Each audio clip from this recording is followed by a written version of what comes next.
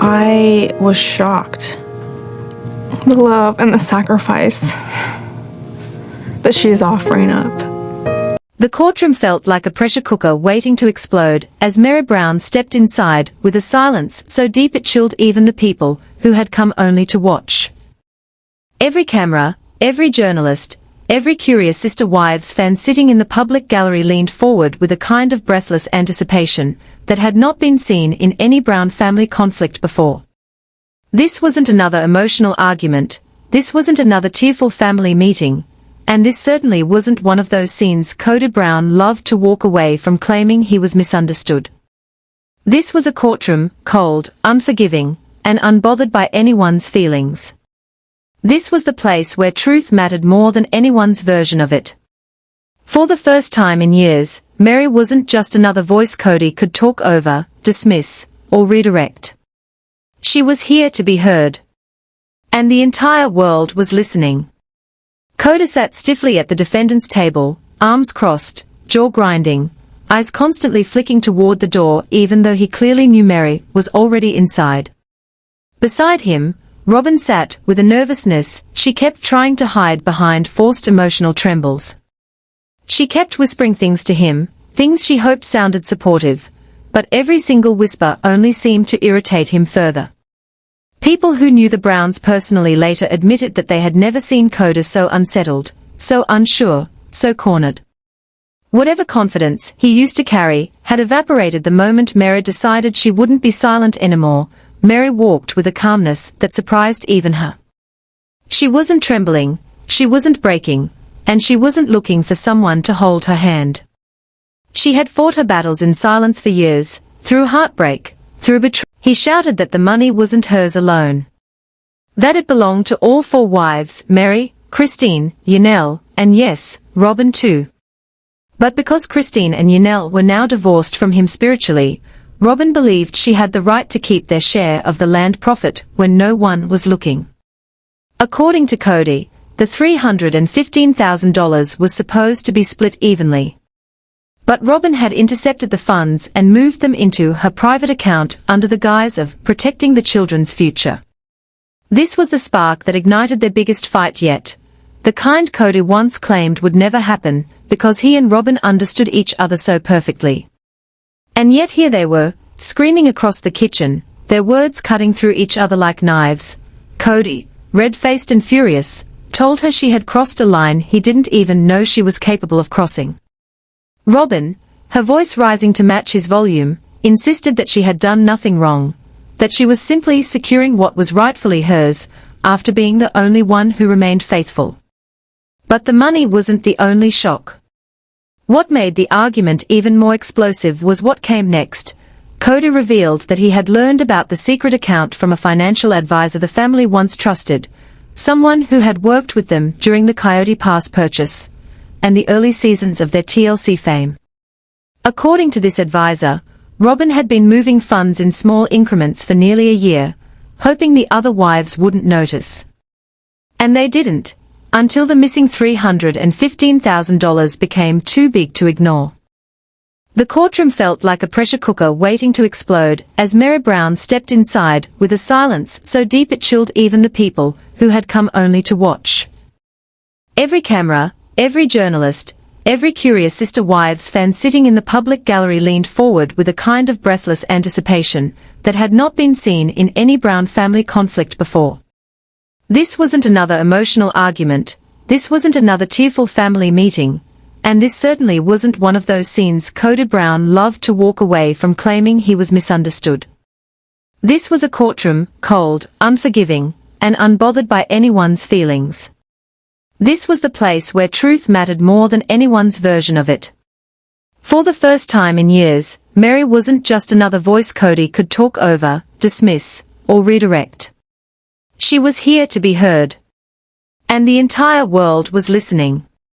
Kody sat stiffly at the defendant's table, arms crossed, jaw grinding, eyes constantly flicking toward the door even though he clearly knew Meri was already inside. Beside him, Robyn sat with a nervousness she kept trying to hide behind forced emotional trembles. She kept whispering things to him, things she hoped sounded supportive, but every single whisper only seemed to irritate him further. People who knew the Browns personally later admitted that they had never seen Kody so unsettled, so unsure, so cornered.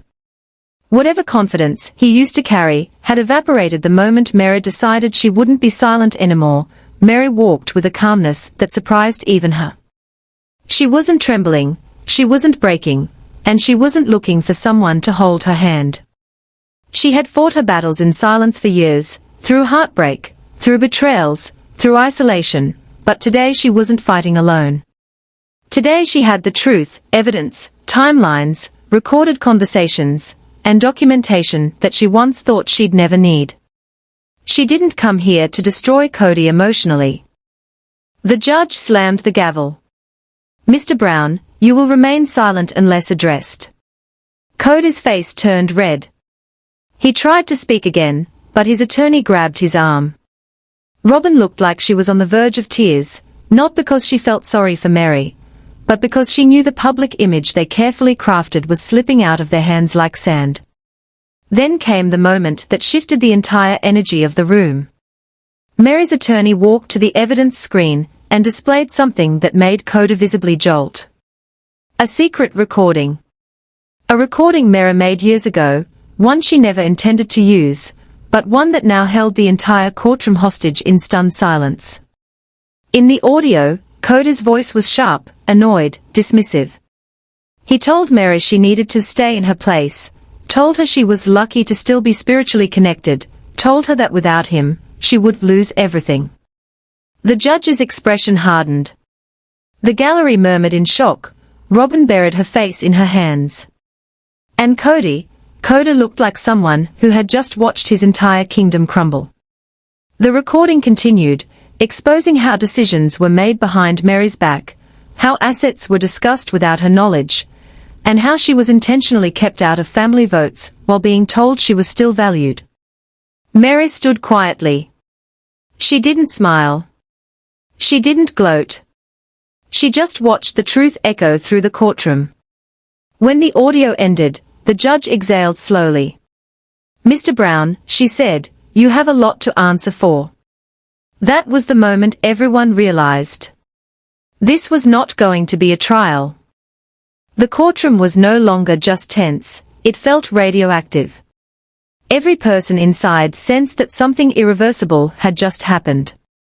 That recording hadn't only exposed Kody's private words, it had exposed an entire pattern of behavior, one that millions of Sister Wives fans had suspected for years, but never expected to hear out loud in a courtroom. And now, with the judge preparing to speak directly to Kody, the air thickened with a pressure that made every breath feel heavy. Kody straightened in his chair, trying to mask the panic building inside him. He had always believed he could talk his way out of things. For decades, he'd relied on charm, on loud confidence, on rearranging memories in ways that made him look like the misunderstood victim. But he had never faced a judge. He had never faced a legally binding trial with zero room for emotional rants. He had never faced a version of Meri who no longer needed him, feared him, or wanted validation from him. His old tactics wouldn't work here. This wasn't a family couch discussion, where he could storm off to prove a point. This was a courtroom, and the truth had teeth now. The judge adjusted her glasses, looking directly at Kody. "Mr. Brown," she said, "before I ask any formal questions, do you have anything you want to clarify regarding this recording?" Everyone turned to him. Robyn whispered, "Just say you were frustrated, just say it was stress." But the judge heard it. "Mrs. Brown, Robyn, you will remain silent unless addressed." Robyn flinched, shrinking back like a scolded child. Kody's face twisted with irritation, but he knew better than to challenge the judge. He inhaled, trying to form a sentence that didn't sound like an admission of guilt. "That was years ago," he began, avoiding eye contact with Meri. "It wasn't, it's being taken out of context. We were in a difficult place." "I never meant, that recording," the judge interrupted, "is not being taken out of context. It is clear, deliberate, and reflect." Kody's shoulders stiffened. "And," the judge continued, It raises serious concerns about manipulation, emotional coercion, and the misuse of authority within a shared family unit. The words misuse of authority hit the room like a gunshot. Meri kept her gaze steady. She didn't gloat, didn't smirk, didn't look triumphant. She simply sat in the truth, finally free from the burden of justifying what she had endured. The judge turned to Meri. Mrs. Brown, before we proceed, I want you to know that your composure and clarity today are commendable. You've presented your experiences with honesty and restraint. It is not easy to revisit emotional pain in front of the person who caused it. Kody inhaled sharply, offended. The judge continued, that recording alone is deeply concerning. But it is not the only evidence you submitted. We will proceed. The courtroom lights felt hotter now. Reporters scribbled with furious speed, capturing every detail like it was history, because it was. This case wasn't just about Meri. This was a precedent for thousands of women who had lived in silence, trapped by spiritual pressure or emotional manipulation inside closed communities. Meri's attorney presented the next set of evidence: financial statements, shared accounts, transfers, promises of property shares that disappeared mysteriously. And then, one particular document that caused Kody to break his rigid posture. A contract. Signed by Kody. Promising Meri a 25% share in Coyote Pass. Not spiritual share. Legal share. And yet her name never appeared on the official land paperwork. The gasp that swept across the courtroom was loud enough for the judge to pause. Robyn's eyes widened. She whispered something urgently into Kody's ear, but he jerked away, anger radiating from him like heat waves. Meri didn't look at the contract. She had already seen it too many times over the last few months. She had seen it during sleepless nights, when she wondered how long she had been tricked into believing she still belonged in a family that had already replaced her. But the courtroom needed to see it. The world needed to see it. Her attorney spoke clearly, this is a legally binding agreement. Mr. Brown knowingly promised my client a percentage of shared property, use that promised to keep her financially contributing, and then excluded her entirely when the final documents were filed. Kody's attorney tried to object. But the judge overruled it quickly. Sit down, she ordered. Then she turned to Kody again. Mr. Brown, were you aware that this contract was presented to Mrs. Brown as a guaranteed share of the property? Kody tried to steady his voice. I don't remember signing that. The judge frowned. Your signature is on it. I sign a lot of things, he answered weakly. Meri watched him with heartbreaking clarity. She remembered every time he dismissed her concerns with words like these: careless, indifferent, self-centered. She remembered the years she excused the pain, because she thought it was her spiritual duty to hold on. She remembered the nights she cried alone, while the rest of the family pretended everything was fine. But today, she didn't feel small. She felt seen. The judge leaned forward. Mr. Brown, are you telling this court that you signed a property agreement without reading it? Kody swallowed. I'm saying it wasn't meant as a legal promise. It was more of a family agreement. The judge nodded slowly. So you admit you made promises to her that you did not intend to keep. The courtroom went silent. Kody froze. Robyn's eyes filled with tears, not for Meri, but for Kody's sinking image. The judge didn't wait for his answer. It is clear that Mrs. Brown acted financially on the belief that these promises were binding. Then she turned to Meri. Mrs. Brown, did you continue contributing to the family expenses based on this agreement? Meri nodded. Yes. And did Mr. Brown ever inform you that this agreement was not legally intended? No, she answered. He always said it was just delayed. He never said it wasn't real. Kody slammed his hand on the table. I didn't lie, he shouted. I told her we'd figure it out. I told her things were complicated. Enough, the judge snapped, gavel cracking against the desk. One more outburst, Mr. Brown, and I will remove you from this courtroom. Kody fell silent, breathing heavily, face red, fists tight enough to turn white at the knuckles. Robyn tried to place her hand on his back to calm him, but he brushed her away again. The cracks in their alliance were showing for the first time. Then the court moved to the next explosive segment. Text messages. Not generic ones from group chats. One from Yanel, asking why Meri was not included in the vote about the Coyote Pass division. One from Christine, questioning Kody's decision to move all and then, a message from Kody himself, Meri doesn't need full access. She's barely in the family anyway. It's better if we keep things simple. The courtroom froze. Meri closed her eyes for a moment, not to hide emotion, but to steady her breathing. She remembered that message. She remembered how badly it stung the day it accidentally reached her. The judge exhaled sharply. Mr. Brown, this message indicates intentional exclusion. Kody shook his head desperately. That was during a fight. People say things during fights. Meri finally spoke, but her voice was calm. You weren't fighting with me, Kody, you were talking about me to other people. Her words hit harder than any explosion Kody had triggered during 20 seasons of emotional chaos. Robyn whispered, just say sorry, just explain, but Kody didn't listen. He stood up, again, and this time he didn't care about the consequences. I was dealing with 4 wives, emotional crises, children everywhere, and a pandemic that ruined everything, he shouted. I had no support. Everyone blames me but no one knows what it's like. The judge immediately signaled the bailiff. Escort him outside until he can compose himself. Robyn panicked. Please, Your Honor, he's just overwhelmed, remove him, the judge repeated. 2 bailiffs walked toward Kody.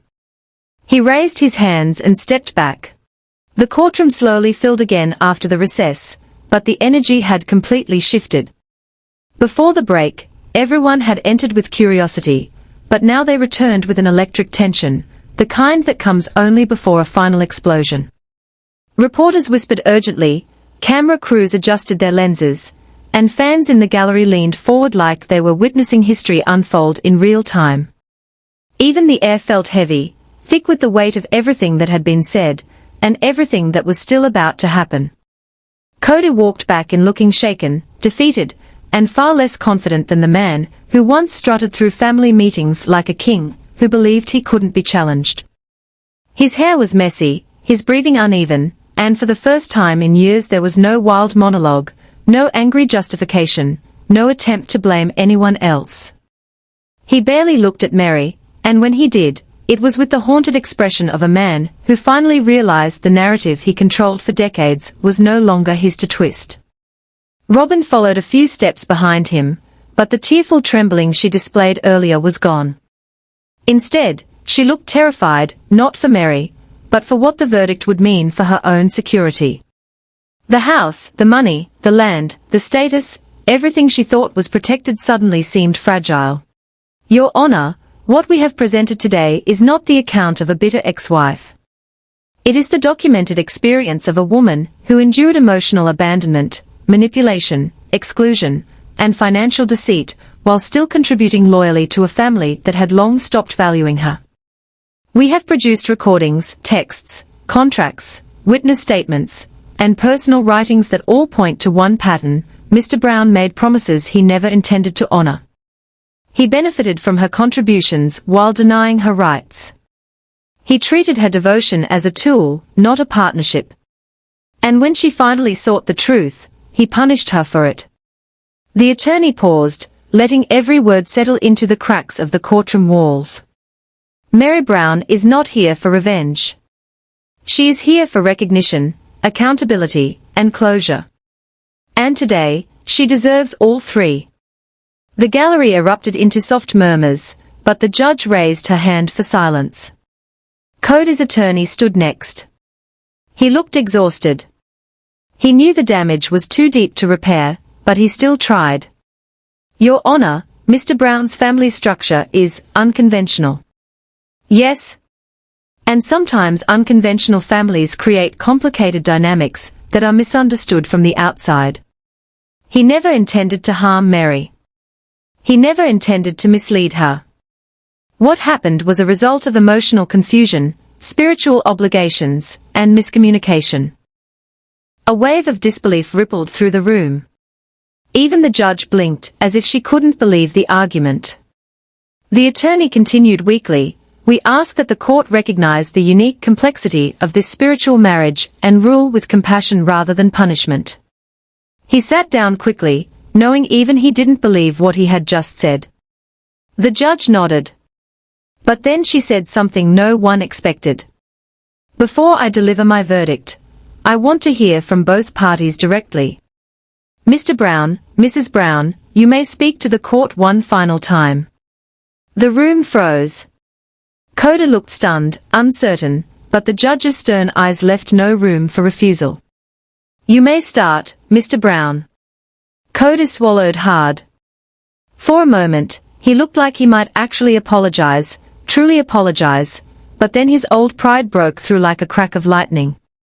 "I am not a bad person," he began, voice shaking. "I tried to hold this family together. I tried to be a leader. I tried to give everyone what they needed, but I'm one man. I get overwhelmed. I get frustrated. And yes, sometimes I said things I shouldn't have. Sometimes I didn't show enough attention. But being blamed for everything. Being painted as some manipulator.